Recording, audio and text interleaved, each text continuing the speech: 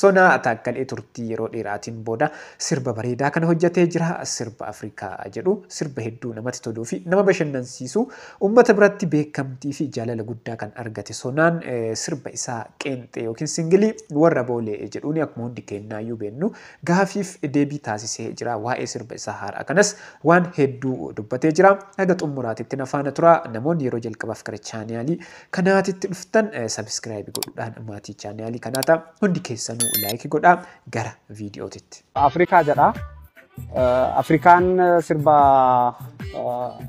seenaa irratti hundaa'edha.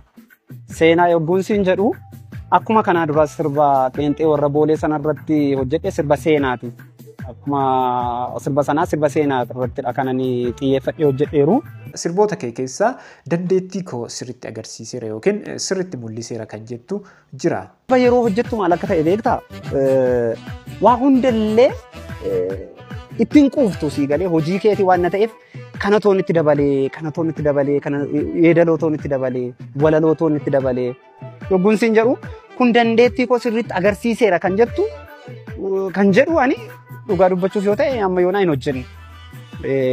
Sirba kun dandeettii koo agarsiiseera sirbi kun jedhee kaayeruun hojjenne. Sirba kee kana hojjettee xumuruuf yeroo hagam yookiin turtii hagamii sitti fudhateera?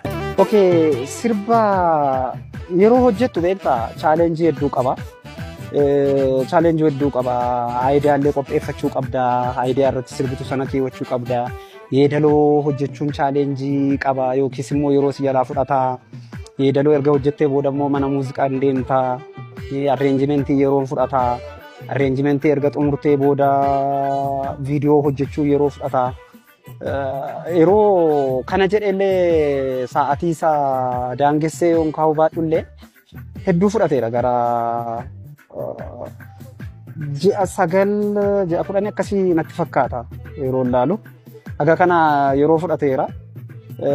Inni guddaan garuu baay'ee waan hubachuu qabdu sa'aatii yookiis immoo yeroo hedduu sitti fudhachuu otoo hin taane sirba tokko yeroo hojjettu waan hojjettu sana irratti beekuudha. Tokko aayidiyaa irratti hojjettu sana adda baastee beekuudha. Hojiilee haga ammaatitti hojjetteen bu'aa dadhabbii koo argadheera jettee yaadda. Sirboota haga ammaatitti hojjetteen bu'aa dadhabbii koo argadheera jettee yaadda. Asirratti yaada bareedaa kaastee yaada sirbii kaastee. Aartiin yeroon taa'ee ilaalu biyya keenya keessatti akkamitti ilaala beektaa? Kallattii biizinesiidhaan baay'ee kallattii biizinesiidhaan gadi bu'aadha. Yogguun siin jedhu biyya keenya keessatti aartii hojjettee biizinesii ittiin of jijjiira jechuu irratti baay'ee gadi bu'aadha beekamaadha. YouTubein biyya keessaas beekamaadha. YouTubein hagaa kana kaffaltii kaffalee jechuu hin danda'u. Hojii ati ittiin karaa aartii sanaa biyya keessatti ittiin hojjechuu dandeessu gadi bu'aadha. Walumaa galatti maal siin jechuu barbaadeen ergaa sana uummata qaqqabsiifachuu yookiin uummata biraan gahuu ergaa dabarfachuu barbaadee sana uummata biraan gahuu tokko kana lammaffaa immoo aartii sana aartii Oromoo sana fooyyessuu jajjabeessuu guddisuu yoo ta'een ala wanna karaa ikoonoomii yookiis immoo karaa biraa ittiin si gammachiisu jiru waga kana. Uffannaan kee gara ammayyaatitti caala yookiin uffannaa ammayyaa uffatta. Sirboonni kee aadaadha. Akkamitti ilaalta kana?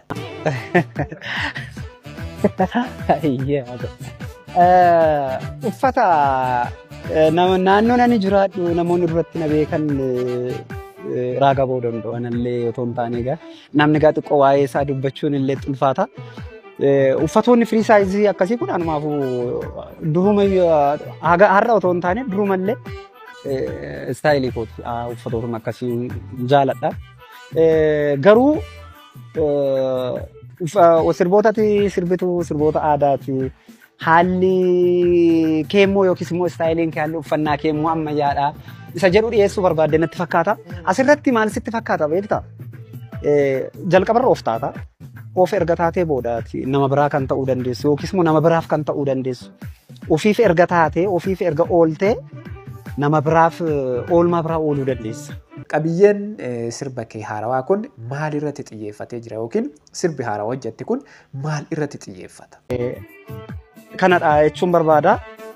Qabiyyeensaa qarooma Afrikaa. Qaroomni Afrikaa kun akkamidha? Eenyurraa eegalee akkamitti dhufee eessa jira? Isa jedhu irrattidha xiyyeeffannoonsa.